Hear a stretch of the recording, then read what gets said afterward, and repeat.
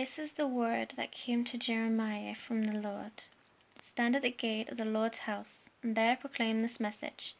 Hear the word of the Lord, all you people of Judah, who came through these gates to worship the Lord.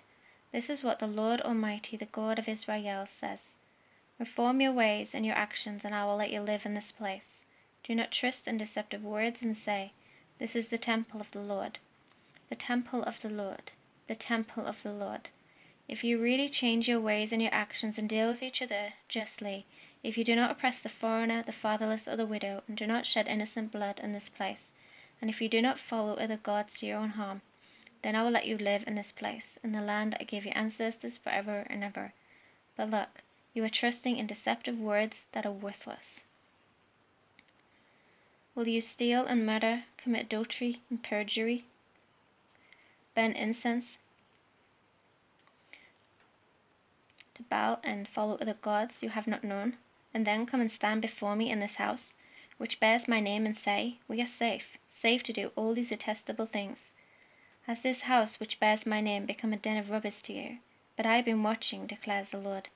Go now to the place in Shiloh where I first made a dwelling for my name, and see what I did to it, because of the wickedness of my people Israel. While you are doing all these things, declares the Lord,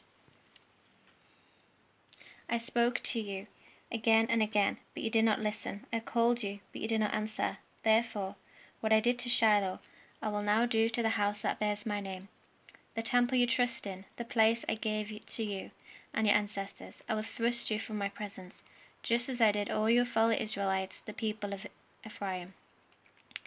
So do not pray for these people, nor offer any plea or petition for them. Do not plead with me, for I will not listen to you. Do you not see what they are doing in the towns of Judah and the streets of Jerusalem? The children gather wood, the fathers light the fire, and the women knead the dough, and make cakes to offer to the Queen of Heaven. They pour out drink offerings to other gods to arouse my anger. But am I the one they are provoking? Declares the Lord. Are they not rather harming themselves to their own shame? Therefore, this is what the sovereign Lord says. My anger and my wrath will be poured out on this place, on man and beast, on the trees of the field and on the crops of your land, and it will burn and not be quenched. This is what the Lord Almighty, the God of Israel, says. Go ahead, add your burnt offerings to your other sacrifices, and eat the meat yourselves. For when I brought your ancestors out of Egypt and spoke to them, I did not just give them commands about burnt offerings and sacrifices, but I gave them this command.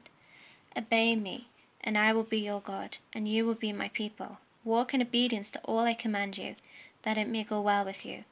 But they did not listen or pay attention. Instead, they followed the stubborn inclinations of their evil hearts.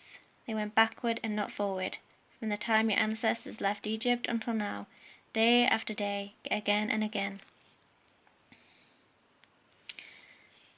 I sent you my servants the prophets, but they did not listen to me or pay attention. They were stiff-necked and did more evil than their ancestors.